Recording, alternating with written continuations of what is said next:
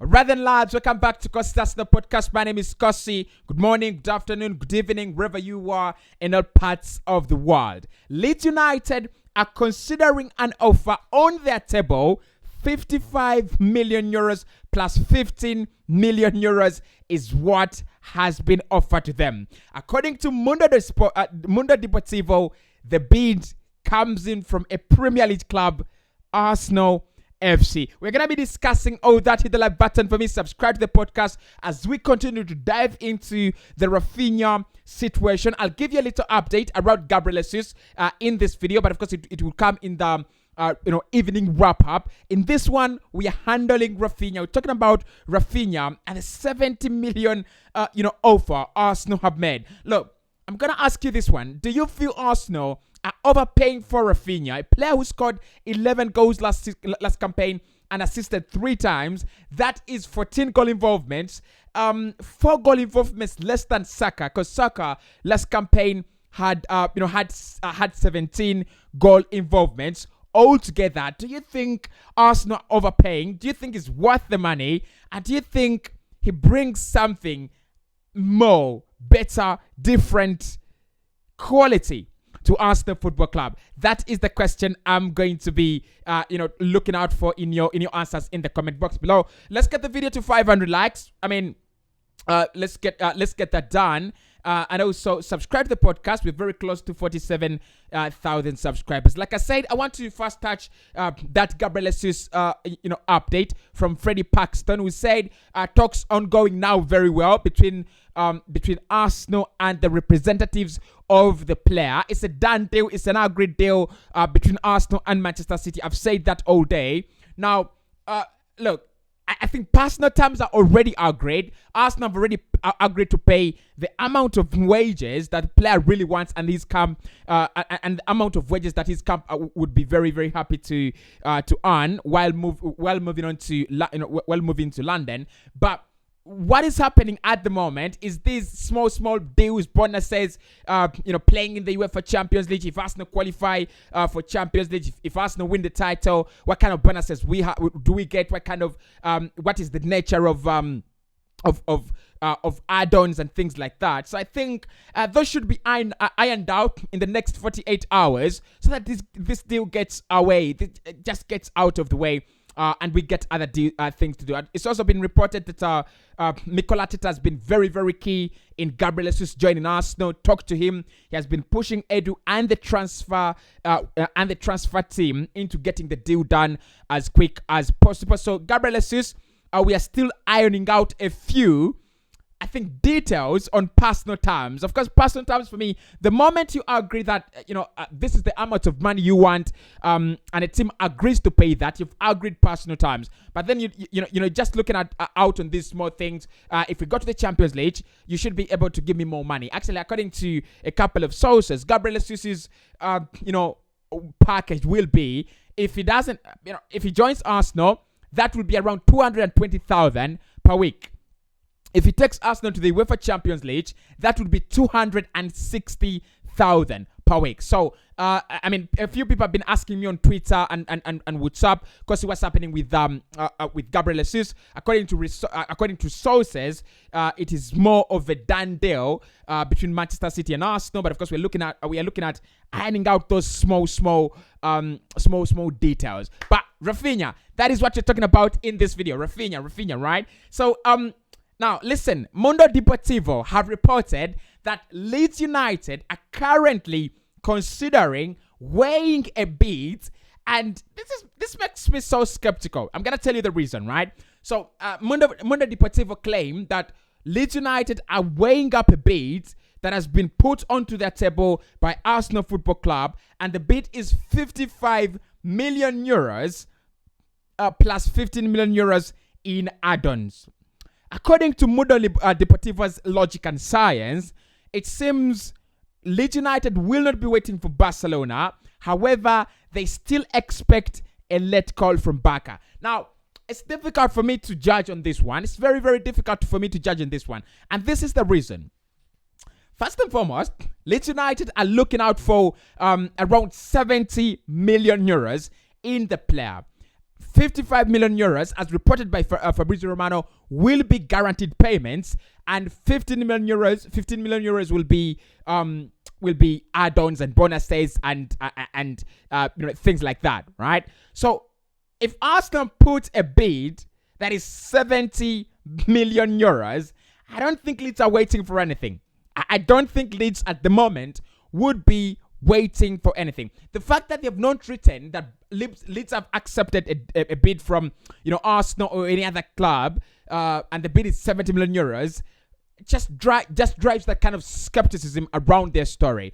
But it's widely shared now. It's widely picking pace and gathering pace. Probably in the next 4-5 hours, we should get in a word from David Ornstein or Freddie Paxton or Fabrizio Romano, maybe, because Romano has been very, very close to this deal as well, trying to show and trying to tell us where exactly this bid lies in terms of figures. Because for me, I don't believe Leeds United get a bid from Arsenal that is worth 70 million euros and they're considering it. They're not, because at the end of the day, listen to this. Of course, Barcelona president has been speaking today to the media, and he said, look, if Barcelona agree to I think it's called the Livers deal, then they will be able to sign Robert Lewandowski, Bernardo Silva, Jules Koundé, and a couple of other players. That changes the dimension of the story, because we all know Raphinha had agreed personal terms with Barcelona. They were his favorite. They were his favorite destination. He would love to be there this summer and whatnot, right? But if Barca have not yet put in a bid, and that is this is what David Ornstein said. I think was it yesterday, that the fact that Arsenal are the only club that have put a bid on the table for Leeds winger Raphinha just changes the direction, and that is absolutely that is absolutely true. He might want to go to Barca, he might want to go to Chelsea, but the moment these clubs do not bid, then it doesn't make any sense. I mean, there is no way you're going to tell us, I'm going to Chelsea without Chelsea making a bid. You can't tell us that I'm going to FC Barcelona without Barcelona making a bid. And that is the point we are talking about here. Arsenal continuing to throw in more and more bids. Now, this is what I think about that bid. I think the bid is still short of 70 million euros. Otherwise, there is no reason Leeds United, they might be tempted to probably kind of stall a little bit just to wait to see how much Chelsea are going to offer, how much Spurs are going to offer, and how much Barca are going to offer. But these clubs are not that stupid, right? These clubs are not that stupid. Right now, you're fighting with Arsenal, and however much it's been so easy and very, very cheap to fight with Arsenal in the transfer market, in the previous days, it's now very difficult. The reason Arsenal have not been spending huge amounts of money, and they've just woken up from that deep slumber, and they said, oh yeah, we have the money that Liverpool are spending, we have the money that Manchester City are spending, we want to spend it now. And everybody's like, what now? You want to spend it now? And they're like, yeah, we want to spend it now. And that's what you see, that the Gabriel Jesus deal, we've always been in the driving seat and we never lost that. The Patrick, the Fabio Vieira deal, that is 40 million euros. That is very close to what we paid for Thomas Partey, 45 million, right? Very close. But then the deals, the deal gets done within a blink of an eye. You have the likes of Raphinha now, 70 million euros on the table of Leeds United, reportedly by Mundo Deportivo. I think if anyone is going to rival Arsenal for a player, you must have UEFA Champions League. That is one. You must have the money more than us, because there are a few other clubs that have money more than us. I'm not saying Arsenal are the richest club at the moment. What I'm trying to say is that Arsenal at the moment are hard to beat in this market because the resources are there, right? No one is gonna fuck with us with all these financial fair plays and anything. No one, because we can spend 150 again. Last time we spent it, we were the highest spenders in the Premier League. This season, we have the muscle and the ability to do that. We've already spent, I think, 43.5 million euros. and no marquee signings have come in, the moment Gabriel Jesus comes in, that's going to be 100 million euros already spent this summer, right? And more money is going to be spent by Arsenal this summer. So Arsenal's, Arsenal putting in a bid. I'm not skeptical about that. I know we have the financial strength and the muscle to pay that money. But why would Leeds United start considering a bid that just hits the point of the money they want? That is where the skeptical part of the game comes in.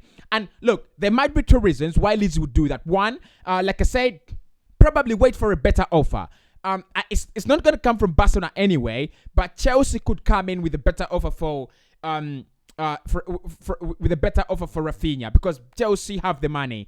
Spurs, no, I don't think Spurs are going to spend 70 and above for Raphinha. They already have a number of options in that in those areas. Kulusevski, Son, and Lucas Moura. They could just bring in someone to cover for Dejan Kulusevski or to cover for Heung-min Son. I don't see them that desperate, right? So the other reason why Leeds United, in my opinion, would actually kind of stall in this deal is to find a replacement. They've been linked with two now. Cody Gakpo at PSV Eindhoven and Otavio at Benfica. They did make a bid apparently for Otavio, but it was turned down. It was a 30 million euro bid.